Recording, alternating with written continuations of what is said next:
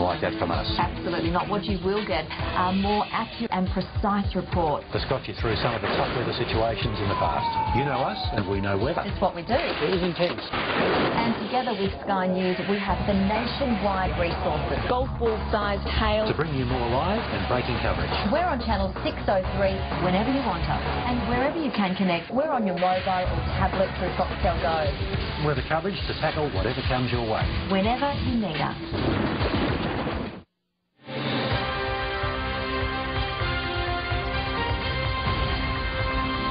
Hello and welcome to the show, Small Business, where we take a look at some of the challenges facing small business owners and emerging opportunities such as ways to do business better. And we shine a spotlight on small business owners finding success. It can be daunting kicking things off in the space, starting your own business. Just how do you obtain finance? Number one, where do you locate that business? Do you share an office?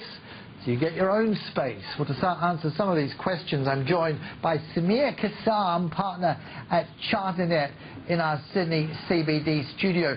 Set the scene, if you can, for us in terms of how to make those decisions, who to go to for the advice. Anyone stand out like a beacon, a source for you out there?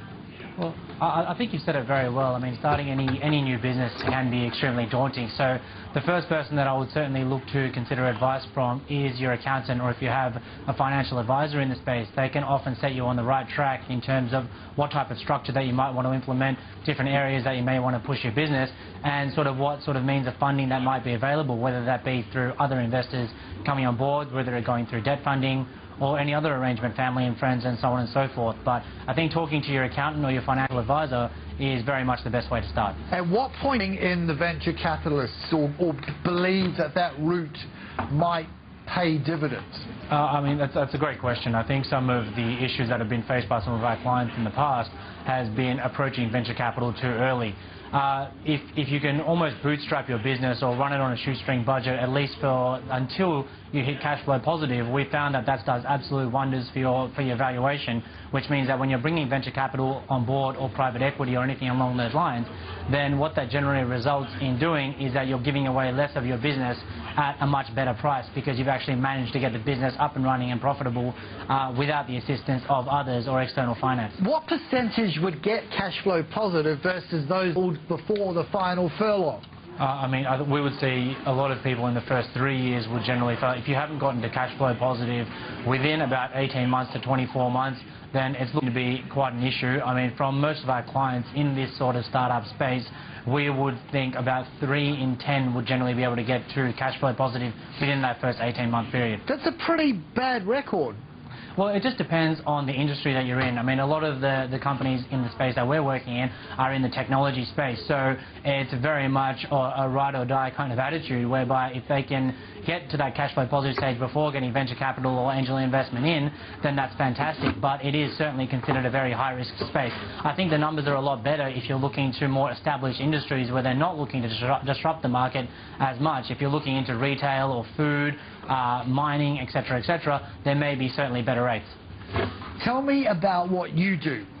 Well, we are a boutique advisory firm. We provide accounting, taxation and government grant services, so all the regular gambits of accounting and tax compliance, as well as tax structuring, tax advisory, and primarily research and development tax incentive being offered by the Australian government today.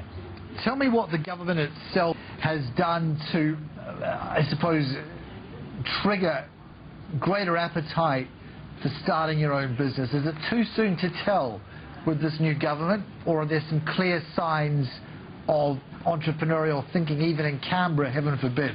Yeah, and look, that's a great question. I think the government is actually quite supportive of small business. There's been a lot of complaints in the small business industry that the government is not doing enough, but I think a large part of that is it's not marketed properly, and a lot of small businesses don't know where to look. I mean, the two areas that we mainly do quite a bit of work in is the research and development tax incentive and commercialisation Australia. So the research and development tax incentive is a retrospective grant that where you can get up to 45 cents in the dollar back through a refundable tax offset. So let's say, for example, you start up a business and you throw $100,000 into it, and there's some sort of innovation behind it or some sort of experimentation, you can potentially, and you're in a tax loss position, you can potentially get the government to write you a check for $45,000 back, which is a huge benefit. And then Commercialisation Australia being the other is a two-stage merit-based program whereby they look to assist you with skills and knowledge, a proof of concept, whether you need to get an experienced executive on board, or even up to $2 million in funding to actually commercialise your product. So there are certainly programs out there that can assist small businesses in getting off the ground. You just need to know where to look and whether or not you need external advice in getting through some of these. What about Austrade? How would you characterise their schemes at the present time? Yeah, so Commercialisation Australia and the Research and Development Tax Incentive are both actually run by Austrade. And the impression that we're getting from our dealings with Austrade is that they are very, very receptive to more of an open dialogue with small business. It's, you know, even the tax office was previously tarnished with the sort of brush whereby they were the big bad wolf that you never wanted to deal with. But in some of the compliance activity that we've had recently, it's actually a very cooperative process, and they are actually very, very receptive to the issues that small business face, and quite commercial in that respect as well. What is a typical profile of people coming through your door? Typical profile is, you know, a revenue from 0 up to $20 million. We do deal with some small ASX listed companies, but where we add the most value is for people looking to start their business, looking to structure it effectively, or even if they've gone down the path of having an extremely high growth business. And what often happens in high growth businesses is the back office gets left behind, the accounting, the tax, the structuring, whether or not grants are available and so on. So we can sometimes come in after the piece, and if not too much cleaning up to do, sometimes there is, if there's not too much cleaning up to do, we can structure them effectively to facilitate future growth.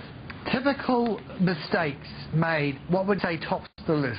Typical mistakes made would probably be a lack of asset protection within a business. That could be simply through operating a single structure where you've got all of your IP, all of your assets, etc. in the same entity. Also the way in which you run your business, in terms of if you're running it through a company.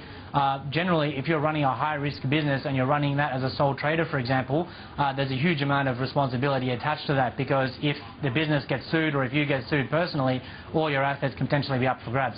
So structuring your business effectively from the get-go is highly advisable. Samir, thanks for your insights. Thank you very much. Partner at CharterNet from our Sydney CBD studio. We move on. In Japan, well, I think it's hard enough here. Starting a business in Japan is not for the young. Haruaki Deguchi, becoming one of the founders of LifeNet Insurance in 2008 at the ripe old age, or the ripe young age of 60. He's spoken about just what it's like to start a business when most people are thinking that it's getting right to retire. If you think entrepreneurship is only for the young, think again. This man helped launch a company when he was 60. Haruaki Deguchi became one of the founders of LifeNet Insurance in 2008 after spending more than 30 years at one of Japan's biggest life insurers. LifeNet, unlike most of its competition, sells its products exclusively online. That helps it offer cheaper insurance policies, especially for Japan's cash-strapped young. So how convincing is Japan's economic revival in the eyes of an entrepreneur? And what's it like to start a business when most people are thinking about retirement? I sat down with Deguchi to find out. Compared to young people, seniors have more experience, can make better judgments, and also have awareness of risk versus cost. What I mean by that is when you're in your 30s and you have a child, you might think, I want my child to be a musician, but you have no idea how much money it will take to accomplish that. However, when you reach your 50s, you realize your child isn't good at music, and they'd be better suited to studying economics. You can better read the future. There's no one in their 40s or 50s who is still unsure whether they'll become the president of a company. You know your future, so you can calculate the true costs of a decision, rather than just assess the risks. Seniors have experience, judgment, as well as the ability to assess real costs. I'd say that it's easy for them to take the leap into entrepreneurship.